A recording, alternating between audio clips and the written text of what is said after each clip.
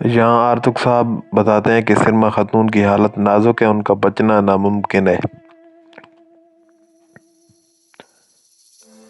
آرتک صاحب ان کا معائنہ کر رہے ہوتے ہیں۔ سرما خاتون کے بھائی کو اس کا سپاہی بتاتا ہے کہ سرما خاتون کو اس اسلحان نے خنجر مار دیے۔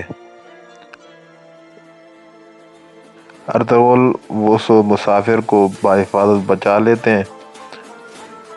اس کے بعد یہ اسلحان خاتون کو سرما کے بھائی گرفتار کر لیتے ہیں، اس کے سپاہی لے کے جا رہے ہوتے ہیں۔ اس کے بعد عثمان اور وہ سارے دیکھ رہے ہوتے ہیں اس کو۔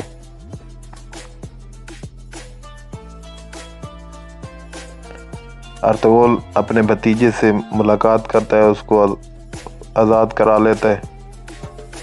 دراگوس کائی قبیلے کو بتاتا ہے کہ آپ پہ منگول حملہ کرنے والے ہیں، اور اس کے بعد سرما خاتون کا بھائی کائی قبیلے آ کے ان کو دھمکی دیتا ہے کہ میری بہن کو آپ نے میری بہن کا خون بہایا ہے، میں اب اس کا بدلہ لوں گا۔ اور دراگوس کا باتیں سب سن رہا ہوتا ہے اور خوش ہو رہا ہوتا ہے۔